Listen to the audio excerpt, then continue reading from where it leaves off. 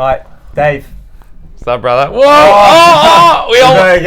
We almost trailer hitched there. Yeah. Right, Dave. How you doing, mate? Good, man. How are you? Yeah, good. Thanks for coming on today. No, thanks for having me. That's awesome. Obviously, you're my coach for the last 3.5 years, so cool. This is good. It's quite. I'm really happy to sit down with you. It's thanks, obviously man. something Appreciate different. That obviously we've probably never really had a conversation like this, but just for anyone who's listening, just a quick brief introduction of yourself, your name, where you come from, and what it is that you do here. Cool. My name is Dave Brett. I am the owner and head coach at Griffins Boxing Club in North Vancouver. I'm also the vice president of Boxing BC, and we're sitting in a new studio, a new online studio for a new brand that we're launching called BoxTax. So it's pretty sweet. Love it. Yeah. Great, mate. So just to go, normally I go right back to the beginning, but before we do that, I just want to go straight in. What does Griffins mean to you? Well, that's a big question. How long do we have? Yeah. But so just, as a whole, if you can sum it down. Yeah. Griffins Boxing Club. Griffins Boxing Club, for me, right from the start, has been about bringing community together. So the logo, when you look at the logo, the front is an eagle, and that's Carson Graham Eagles. Originally, that's my alma. And a good buddy of mine when I was boxing back in the day, he was Handsworth. That's the lion. They were rival schools. And so the idea was to bring these rivalries together. When you incorporate boxing and you incorporate the boxing scene, so some are a little bit old school, some are a little bit new school. So again, to sort of join those communities together, we train 5-year-olds and we train 55-year-olds. So there's a whole skew of people that come here, and it's a really cool community. So for me, this place means community. Yeah, nice. I didn't know that, so again. Yeah, cool, hey? Yeah, it's got a little bit of meaning there. Yeah, it's important as well. And then having that crest, like it's just, it's just a symbolic whole. It's like a family, It's like the family crest, Yeah, of course. I definitely, for me, even from the first day I walked in here, I definitely got that sense of feeling. Yeah, I cool. could see what you built just from walking through the doors, and I think that's it's important. Exactly. If that was my first impression, and 3.5 years later, I'm still here. Yeah, probably right for that exact reason. So, I think it's great what you've done here. They say that someone can steal your idea in 6 minutes. 6 minutes, that's fast. And they say they can steal your systems in 6 months. And they say that it takes 6 years, if ever, to steal your culture. And so culture is the thing that sticks, and culture is the thing that all businesses should be working on.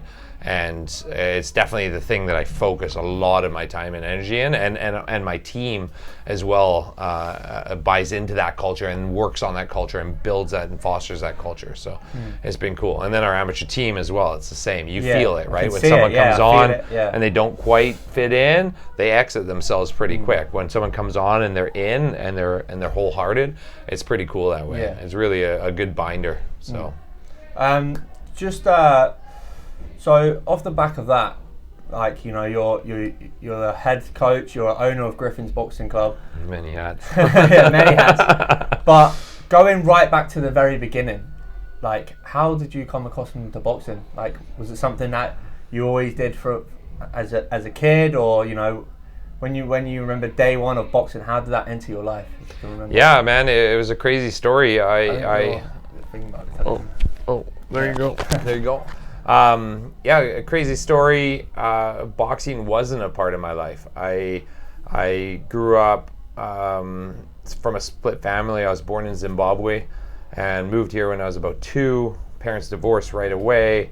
Kind of, it wasn't athletic based. About 17 years old, I dropped out of high school, dropped out in grade 11. And just got into a whole bunch of stuff. I was stealing cars. I was never mean. I was never beating people up and being like that. I was just a piece of shit, though, right? And I went to jail for stealing some. We were going to go steal a Porsche, but I got busted for stealing a license plate, which just sucks. And I was in jail and then went to court because of that. And my grandpa, he was pretty much the only male influence in my life that had some meaning for me. And he stood in the back and says, "Judge, he's a good kid. I know he is, even if he doesn't." And that day I got home and I looked in the mirror. Are you allowed to swear on this program? Yeah. Okay. I looked in the mirror and I literally said out loud, looking at myself in the mirror, I'm like, I fucking hate you. And I don't know why I had it, but I had a copy of a book called The Power of One. And it was just a novel. It's a Bryce Courtney novel. And I said, I fucking hate you. And I saw that book, and I sat down, and I didn't stop reading it until I was done. And I didn't read books. I was, you know, I'm same. Slick back hair and a goatee, and 260. I was like, yeah, books are for losers, right? And the book was about PK, who was an orphan in Africa, and I connected just, being born in Africa and split family, like the feeling of being an orphan, And he was bullied at school. I was bullied at school. And PK learned how to box. And then he used boxing to bring the communities and the tribes of Africa together. And I'm like, that's amazing. Yes. And from that book really changed my life. And I went out and I found a boxing gym. It was not a typical boxing gym of the time, which is like the basement of a beer and wine store. You step over the drunk guy, It was at a rec center, and Farhang was the coach. He was great. He taught kind of like a math teacher teaches a student. It's like, hey, teach me how to teach you. Like, teach me math, and then you know it, right? And so his style of teaching was, as long as you can teach how to throw a jab, then you know how to throw a jab. Do you know what I mean? But from that, I went back and I finished school. I got a degree at UBC. I traveled the world. Like, it all stemmed from starting with boxing. That's how I got into it. Yeah. I think that's incredible about that book. Like, man. It seems like you kind of like you've read this book and you've kind of cardboard cut out, like you've just absolutely emulated from that book, from the sound of it. And the cool thing, like if I bring you to my office over here, I have like 15 copies of it. I was going to say I'd love to try and get hold of a copy. I got a copy for you. Yeah, that's amazing. No, because we get a kid in the gym that's kind of going through a rough spot, or you can sort of see that, and I usually grab a copy and say, read this. Just the other day, actually, a copy of the book was left at my house. I don't know, someone must have read it and then dropped it off, which is unusual, but that's cool. So you get like a good, I'd say even just like seeing that book, you probably just get a lot of like feeling just come back, and oh yeah, man. Obviously for that to stick out for you, even from back then, it must have obviously played a big part of your life. Even you're speaking about it now, so totally. There's a lot of feelings, obviously emotions attached to probably just holding and looking at the cover of that book. I think that's amazing. 100%, yeah. And it was made into a movie, but it was made from Disney, so it kind of like it screwed it up. It's not as hardcore as awesome, but no, it was cool. No, I respect that. Yeah, so, and then going into, so you started boxing at the rec centre. Obviously you started changing your life. You realised a lot of things. You thank a lot of that down to boxing. Oh, 100%. Boxing changed my life, absolutely. And even here, we use boxing as a tool, but what we do here is we change people's lives and build confidence. That's what Griffins really does. Yeah, it says it in your. Yeah, and then we use boxing as that tool, just like that math tutor uses math as the tool, right? Like we use that. And so I started boxing, I think at about 19, and at about 21, my coach went to Florida. He was supposed to go for 2 weeks, but he didn't come back. So, so approached the rec center, and the rec center said, if you guys volunteer, then go ahead, but we're not paying you for it. So started to just do a little bit of coaching, and had 2 people in a class, and then we had 5, and then and then got a good contract with the rec center. A good buddy of mine and I were teaching it, and we built this really cool program in the rec center. And that entrepreneur brain of mine started to say, okay, well, we need a logo, or we need a shirts, and then I finished school and I was ready for the next step, and at that point I signed my first lease at 25 years old. I think I had $500 to my name and a Ford truck without a tailgate. That's all I remember. But we worked hard. We worked around the clock for 2 months building this place out. and then I opened April 2005. Yeah. And that was the start of Griffins Boxing Club? That was the start. Yeah, it was the start. And, I didn't want to open that basement of the beer and wine store club. I know that attracts a certain person, that person that just wants to fight. And that's great. I appreciate that and I respect that.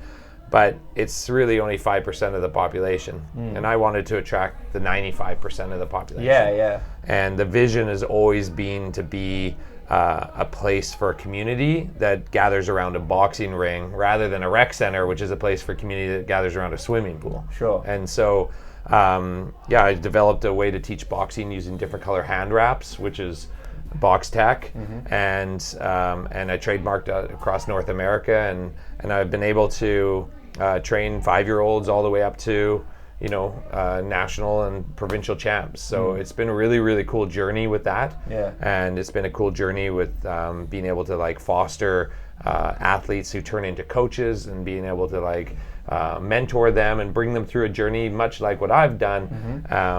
I've sat down many, many times for the coffee or the breakfast with athletes that are kind of going askew, or coaches that are not doing so hot, and just use the experience that I've had to help build them and help get a little bit more focused on what they're truly capable of. So it's been cool like that. Yeah, that's good.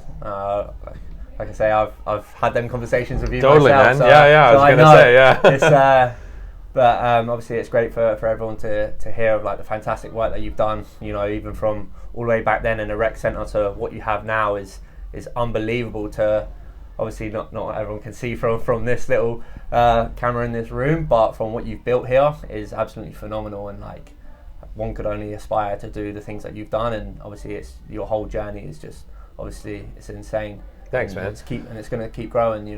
Well, but even for you, man, when we first met, I think we first met because you came and helped me do some painting, and and you started to box, and now look, man, you own a great boxing brand, Boxed Off, and you have a good following, and you're about to enter a provincial tournament as top seed of that tournament. You've come a long way, and I'm really proud of you, man. I think the whole team is really proud of you. And I think that is because of that community, and because of your hard work, and because of the involvement, and because of the buy-in of the culture, and because of all that all adds up to that creates champions, and that's how we do it. Of course, yeah, it's really cool. Exactly. Like I say, I know because obviously now I'm going through that journey. Yeah. Obviously, I owe so much to yourself and the likes of Matt and Griffins as a club. Yeah. That's why I've been and here you. for so long, and of course myself. I do the work, but obviously I've learned so much from being here. Yeah. Similar to you, you look at your life 10 years ago and you're like, wow, what? It's two different people, and I've got a lot to thank through boxing and the people I've met and the experiences I've had here, Australia, and back home. And so obviously I'm going through my own journey myself, and hopefully I'm looking to build and try and create something myself, and obviously that's the goal. It's interesting for me because when I was 25, I literally had $500. So taking a risk and signing a lease and putting everything I had into it, the risk was minimal, right? And then we were successful. We were successful and are successful. But I find it really hard now to have risk when I start to launch new things. I have 3 kids. I have a mortgage. I have a family, and to risk that, or the assumption of the risk, is really, really tough. But what hasn't changed for me is that the team, and I say team as in our amateur boxing team, and also my team as in my staff team, and then the membership as a family, that's always been constant for me. I walk into this building and I feel at home. Yeah. I walk into here, I see you, and I see the other athletes, or I see my team and my coaches that are here, or the members that are here, and it feels stable. It feels like home, right? And it really helps when the insecurities of of moving forward with new things, or like the past and all that stuff kind of sit heavy on your thoughts, like you always have that.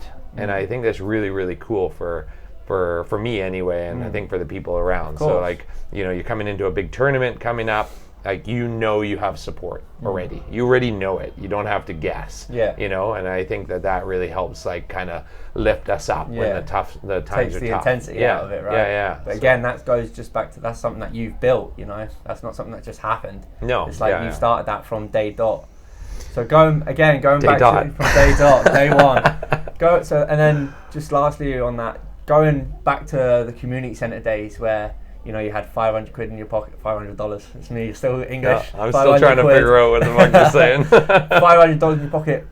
Even back then, did you see where you are today back then? Did you have a goal of, you know, one day I could do something with this? 100%. Did you always had that in your... Always. 100%. And does that take the fear factor out of launching new things? Because you've got so many things, you do so much stuff. Like I'm honestly, I don't know. I'm sure a lot of people do. They're like, how does he do it? But you have a lot of things that you know, and it's yeah. Man, it's all here and here, right? Like, this is successful. I already know it, and I'm not trying to be arrogant. This is not an arrogant speech. I just know. And being an entrepreneur, you just have some entrepreneurs that can just see it. I remember walking into this Griffins, and it wasn't this Griffins. Yeah, I know. I see pictures. Right? Yeah. It was, and this one was way better than the first one. Let me tell you, the first one, and I go like this. I'm like, okay, you guys see it? And everyone's like, you're fucking crazy. Yeah. But I'm like, no, but can't you see it? Can't you? Like, it's here and it's here and it's here, and like, and I only know a few people in my friend base that are also entrepreneurial, that kind of see that vision, right? But when you see that vision, that's one thing. But when you have self-doubt, and when you have, you know, bad thoughts, or you're down on yourself, or you let those kind of like demons catch up to you, that, you know, I remember starting my journey. I was 25 years old. I opened one of the largest boxing gyms in the country, and I'd never had a fight. Yeah, so that's crazy. Yeah, that's crazy when you think of it, right? And there were haters out there, man, like big hardcore haters that, you know, at that time it was like forums. It wasn't Facebook. It was on chat things, right? And man, it was tough. It was really tough, and it took me a long time because I wanted to fight. I wanted to fight because I wanted to be a better coach. I never wanted to fight to become like the champ of the world. I wanted to know what it was like to lose. So when you lost, I knew, and I had compassion and I had empathy for that situation. I wanted to know what it was like to go into a tournament, because I needed to know what it was like to have fights back to back. Because when you're struggling, I need to be able to give you, and I need to be able to put myself in your shoes, right? And it took me a long time to get into the ring, not because I wasn't capable of getting into the ring. It took me a long time to get into the ring, so I didn't do it for somebody else. And the first fight I ever had, it was for me. Unfortunately, the second fight I had was for somebody else. It was for somebody else to prove them wrong, and I lost that fight, and they blew my eardrum out, which sucked. But at the end of the day, I learned a valuable lesson for myself, and it was to do things that are going to be a bettering of my skills so I could help other people. And it wasn't about proving somebody wrong. I shouldn't say that, actually. It wasn't about like trying to shut the haters up.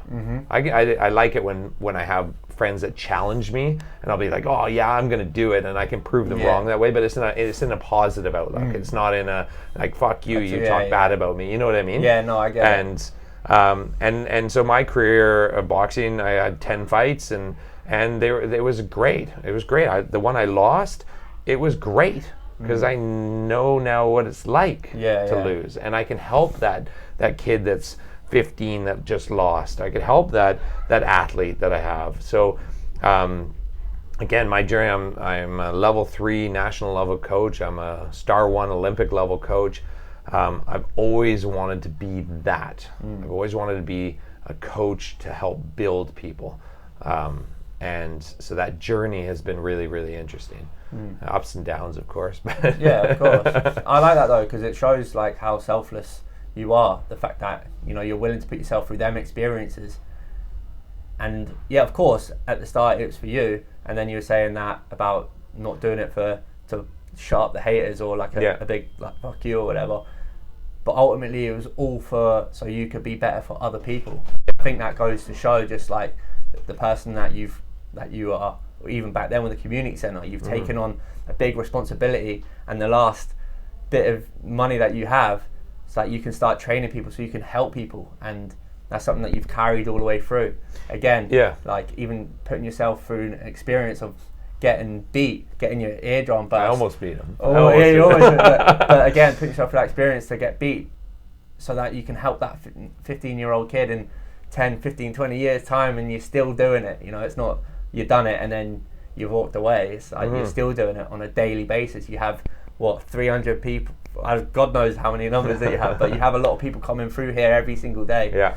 And you're helping them and your staff, and that's all come from an act of being selfless. Yeah, and I think the hard part in my journey has been that the boxing coach, the typical boxing coach, trains boxers as the passion outside of their job. They work at a newspaper and they coach boxing. They work at the mill, they train boxing. They're a lawyer, they train boxing. Like, they do it as the passion. And one of the harder points of this journey has been that this is my livelihood. Like, I do boxing as a passion, and boxing feeds my family. Yeah. Right? And so being able to have that, those worlds meld has been a tough one, especially for people to look into. I'm very, very generous when it comes to things, but when it threatens, when it subdues on the things that are going to affect my family, then I get very protective. Of course. And those things sometimes collide. And it's been cool because I've been able to like learn other things to express a little bit of myself outside of boxing. Like, I've started to work with wood and build things and, you know, do renovations on my house and those type of things, where I can kind of get myself out of boxing and into something that's a little bit like more that I can just do to put my time and energy into it, and not have it so it's like a two-way street all the time, because there's many hats being worn, right? But I think that would be my my biggest challenge through this whole thing of being able to like, you know, maintain something that's a business. We run it as a business, and then being able to foster athlete relationships, being able to foster athlete growth, being able to foster athlete development all through a journey. I think that's the hardest challenge that I've had. Again, like, obviously I can see while with you explaining it like that, I can see the pros and cons of having your passion and your business. You've been doing it for so many years. I can see how easy it could be to fall out of love and get a bad taste for, you know, maybe the sport or something, when, you know, there's people threatening you and like you're living in your place of like comfort. Like, to go to a gym where I love to box and then to be like working all out of it as well, of course it's great, but I can also sometimes see how because it becoming your job, you can sometimes, you know, put your back up against the wall and you're just like, right, this isn't like, this was my fun, but now it's not so fun anymore. Once you start talking business and, you know, you like you say, you've got a family to look after, stuff like that. You used to box to help, like, I don't know, say like, I box sometimes just to, you know, get out of the real world sort of thing. Man. Yeah. But then once that is your thing, and then obviously now you've found other things, you know, building your house and started learning new trades and stuff like that, and it's good that you've done that. But I can see that's the difficulties probably within running this business, and for so long as well. Like, I always say to people, like, I don't work. My buddies are like, you don't go to work, right? Because I don't. I wear t-shirts and shorts every single day of my life. I mean, that's pretty cool. Yeah, like yeah. I'm pretty grateful of that. And when I come here, I feel at home. So I go from home to home. Yeah. And I feel really grateful yeah. for that. There's definitely moments, man. I'd be lying to you. There's definitely moments where your back is against the wall, and your character's being abused by people out there that don't get it. They just don't understand, or they don't know me enough to get it. Or that I have self-doubts, or that I beat myself up and put my own self against the wall and I beat the shit out of myself way more than anyone else could. But at the end of the day, when I have little Jimmy come back into the program, and he's like, hey, you used to train me when I was 15 years old. I'd like you to meet Jimmy Jr. Yeah. And you're going to start training him. And that transition happened a couple years ago for the first time. And like, that's cool, man. Yeah, I'd say so. Like, that's iconic for me. That's like, we're a staple. We are part of the North Shore. The North Shore is part of us. It's like, it kind of had a nice full circle happen. Yeah. Do you know what I mean? Of course, yeah. I'm getting all emotional. No, Danny. no, Wow! I would be as well. I mean, I think honestly, I think that's incredible. I think that's exactly what the sport is about. It's like the circle of life. And then soon in another 15 years, there's going to be a junior. Totally. And you're going to be like, what the fuck? Yeah. So I can just imagine, just how like wholesome that is for you, as a person, and you can probably, in moments like that, it's probably when you sit back and, I don't know how much you sit back and reflect, but there's probably in little times like that, you could probably have a minute yourself and it's quite wholesome, and you probably think, well, I'm doing the right thing, job done, sort of thing. Totally, man. Like I wear many hats, so time sometimes goes pretty quick, but there's been moments, like solid good moments, where you walk into the gym and you just have this coach teaching, and they're teaching just so good. Yeah. Like way better than I could do. 100%. And and the room is captivated, and you see this, and you just stop and you're like, wow, this is cool. Yeah. Or you see a kid that you train that went through a really tough spot, like really bad, like almost committing suicide bad. And then you see that they just graduated, or you see that they just started their business or got a new job, or like something like that, where you're like, wow, that was worth it. That was worth every single moment of forum talk or Slack or whatever that was. Those moments define it for sure. Yeah, that's amazing. Yeah. Now, obviously, I've known you for a number of years, and I know this guy meant a lot to you, Normie, yeah. I just wanted you to kind of like speak on how much of an influence he had on you, on your life, and in boxing and stuff like that. Because, I mean, you've had such a big impact on me, and I know how much that guy meant to you, and I've probably never told you that you had such a big impact on me, but you have, obviously. Thanks, brother. I mean, these last 3.5 years have been like almost life changing for me as well. So, obviously, probably when I leave and when I think back, it's going to be Griffins. You leave.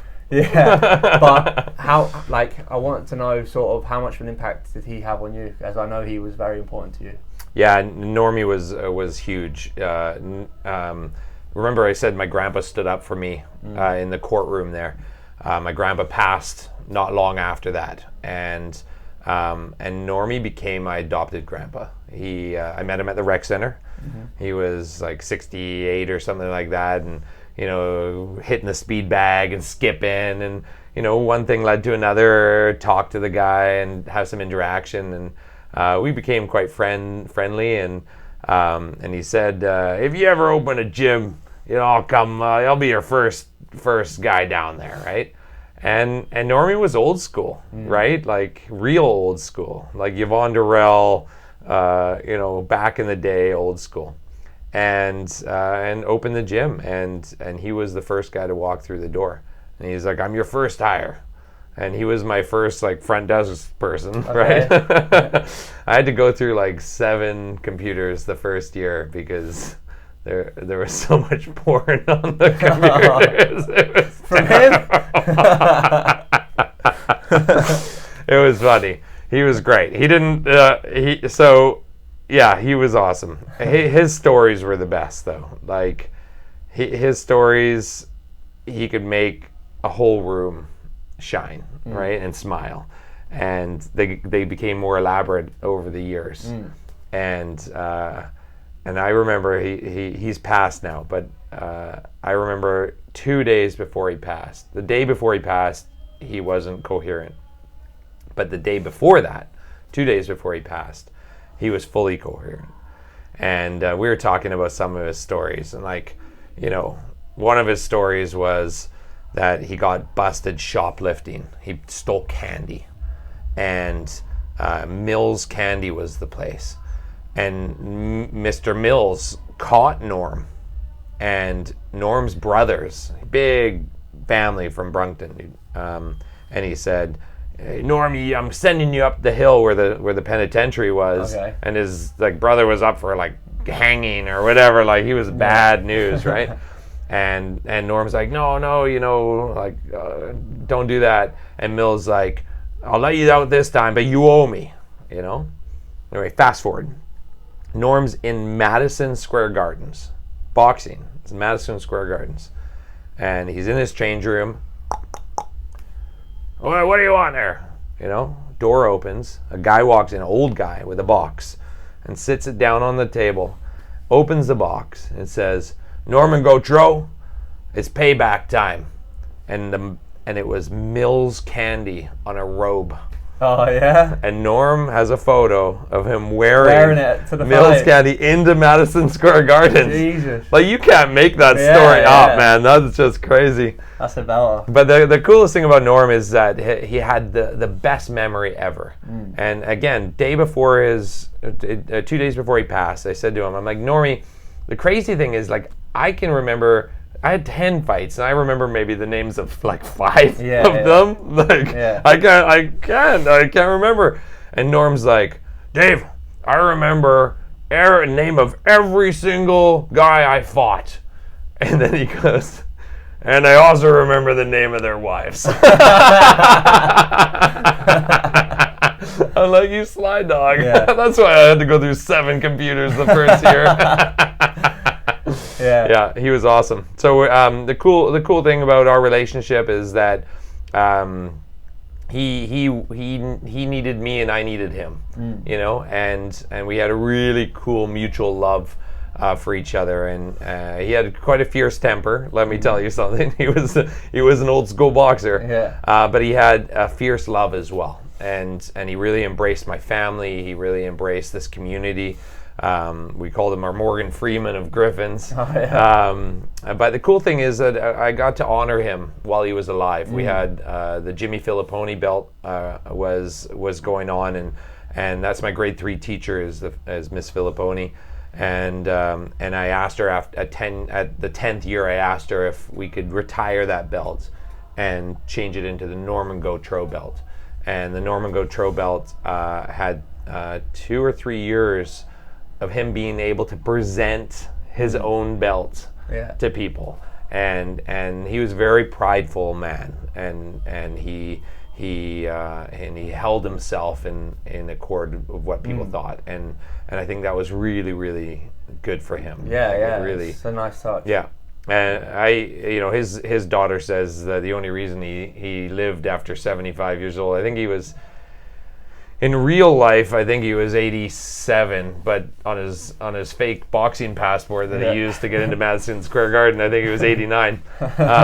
But the reason he lived that long, his daughter says, was because of this community, which is pretty cool. Yeah, that is amazing. Like I say, I never met him, but I hear you, always speaking good stories, even on fight nights, sometimes you have the mic and you'll say a mention or you tell a little story. I mean, usually I cry at that point. I think it's really real touching, and again, it just brings me back to just everything, kind of like what boxing is for me. There's certain people and certain memories and feelings that stick with you, and I can tell that's something that's really important and stuck with you. So that's kind of just why I wanted to ask you, because I've never really asked you that question before. Yeah, cool, man. So no, I respect that, and obviously he's obviously a massive part of Griffins, and he obviously always will be. So yeah, no, I mean his pictures all over the place. Yeah.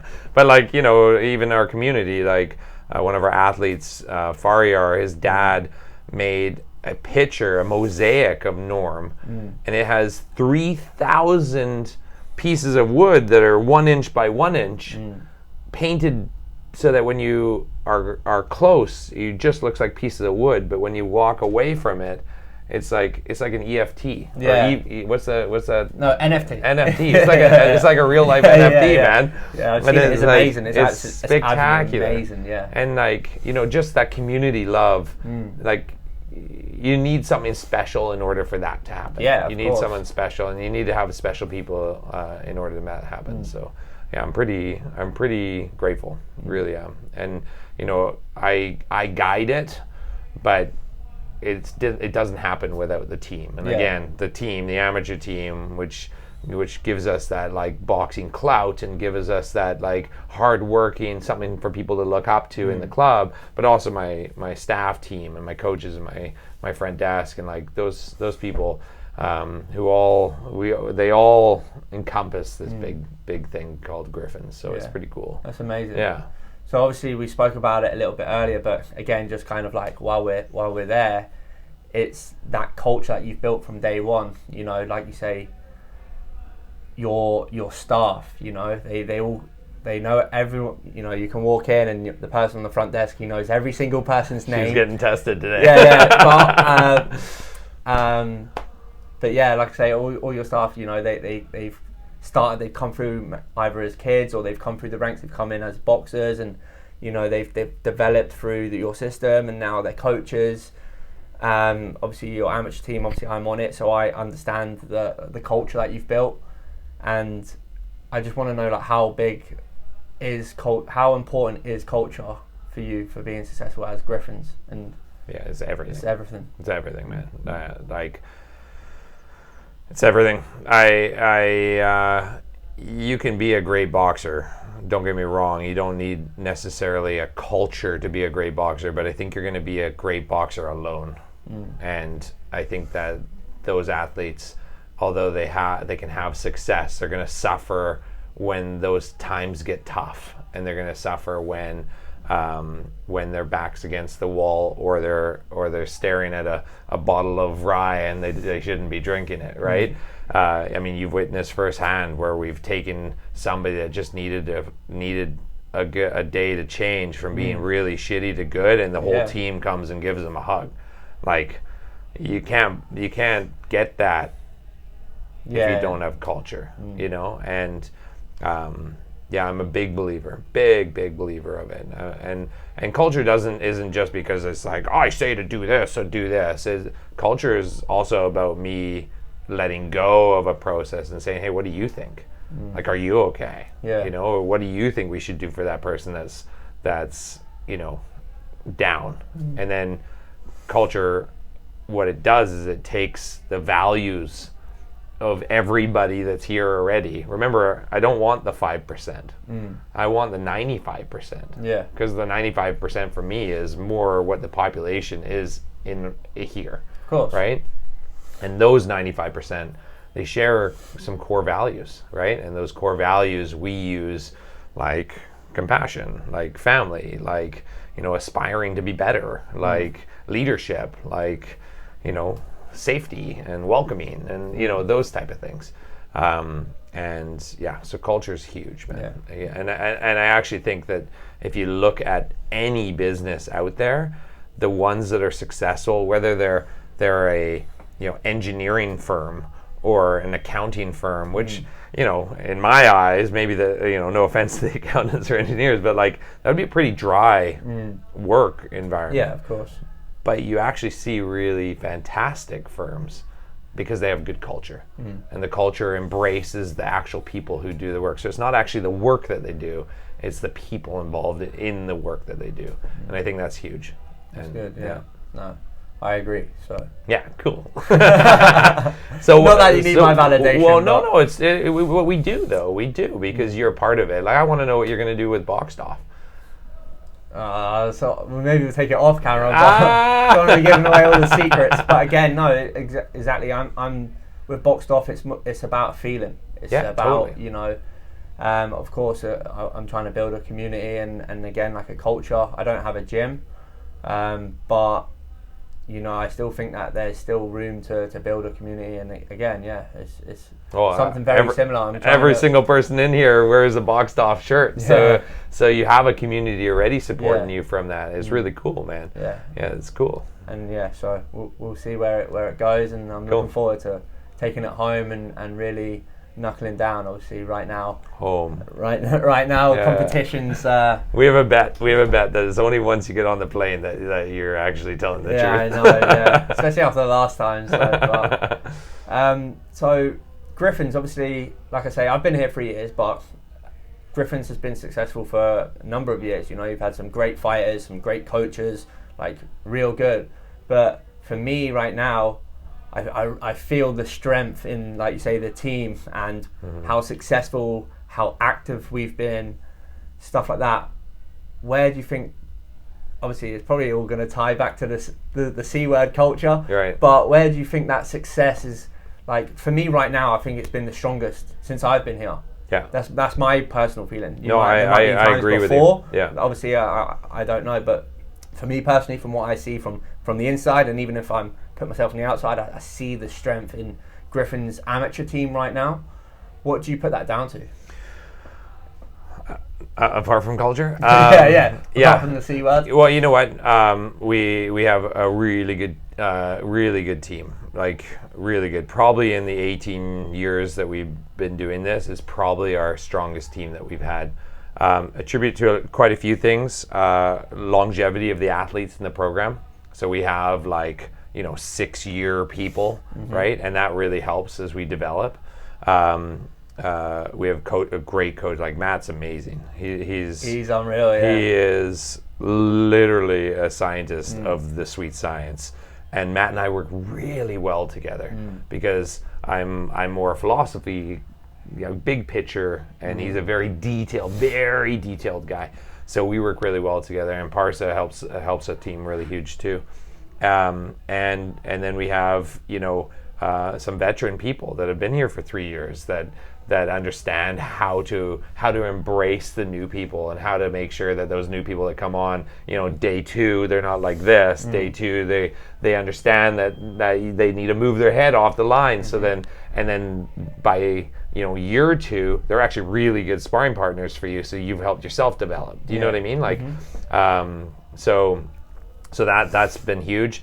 And then the last piece is I work so hard to get athletes fights. I put in a lot of time and energy, and I think it's paying off all that work, because we have athletes coming into the provincial championships that have, during COVID for just the last 2 years, I have athletes that have fought 7 times, right? And that's pretty unheard of for most of the people in the sport, especially in this country. Anyway. But yeah, so the amount of fights for sure is a huge point as well. I can definitely say, obviously you're my coach, so I'm gonna say it, but even from all the other gyms I've seen around the province, honestly, I think you're the hardest working, to make sure your team are on track, and I know how hard you work to get people fights. You're willing to drive to different provinces, different countries. You're down in the States 2 weeks ago for one fighter. So it just goes to show again how much time you've still got this business here, but you're still willing to drive one person down to the States so they can get a fight. And the hard work, obviously the athletes are putting in, you're putting the blueprint there, but you're also working just as hard, to keep them busy, to keep them active during a pandemic and all that stuff. So obviously I think that's a big part is obviously you've got your culture, but you've also got the hard work that you and Matt and Parsa that you've all put in as Yeah, a club. thanks, man. So I mean, like I said before, I go from my family to a family.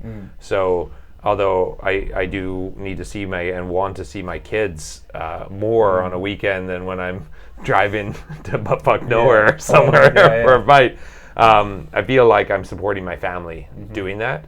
And that family is it just so happens to be an athlete instead. So it's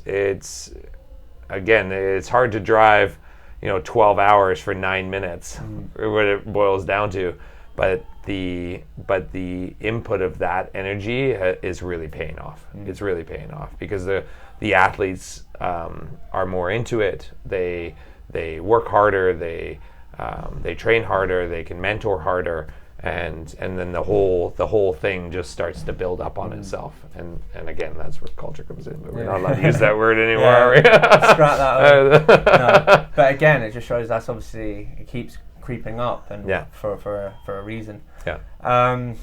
So obviously Griffins very successful at the minute. We're heading into our provincials. I'm sure we're gonna do really well. I hope I do really well. But of course we've got like a good amount of fighters even entering the tournament, which is incredible. But off the back of that, you're on the board of Boxing BC. You're heavily involved in being working for the province. Do you have any ambitions for yourself as a coach to maybe even go further, whether it's like a professional or maybe Boxing Canada or anything like that? Are you quite content with what you're building here as an amateur level, or would you ever consider taking on pros if they came through the Griffins? Like, is that anything that you've ever thought about, or are you kind of just in the present right now? Yeah, we've had some pros come through. I like training amateur athletes, and by amateur I mean Olympic athletes. I wouldn't be down or against the idea, but it's not quite where my passion lies. My passion lies on building people. And so if I can do that from somebody that knows nothing to bring them up to knowing and being successful, then I'm fulfilled here. And so Boxing Canada and Boxing BC, like, we'll see. I get along. We have a great board right now. I've been in the game a long time. I've seen some really, really, really shitty boards through the years, and lots of infighting and lots of really bad culture. And right now we actually have really, really good board, and the memberships are getting along, and we can go to this club and spar, and we can go to this club and fight, and everyone's getting along really well. So it makes the job a lot easier to be able to host tournaments where there's 150 people entering into a tournament. Like, that's a lot of work. It's going to be a lot of work, but it's worth it if everybody's getting along, right? But my next venture is Box Tech. So this is purely about teaching coaches how to coach. And using our trademark system of different color hand wraps to teach boxing a sweet science. It's very complicated and very finessey, and when we break it down, just to teach them in steps to be able to do it really, really well. So that's the big focus coming out of this next year. That's good. Yeah. Well, Dave. Cool. Yeah, we'll probably wrap up there because we've got a team downstairs. I got a team. I need to get ready for this tournament. You're late. Burpees. 100 burpees. But again, thank you so much for doing this. Yeah, thanks. I don't think I looked at your screen once. Sorry. Right, yeah, it's good. But like I say, obviously it's been really nice sitting down with you and chatting. We don't normally do this. So I appreciate it and look forward to this weekend. Cool, man. Yeah. Thank you. Thank you, you're gonna kick ass. So cheers, I can't wait. Yeah, thanks, man. Yeah, and thanks for supporting Dan. Really appreciate you guys watching his podcast and picking up some of the swag. He's good shit. So yeah. Thank you, mate. Yeah, man. Absolutely.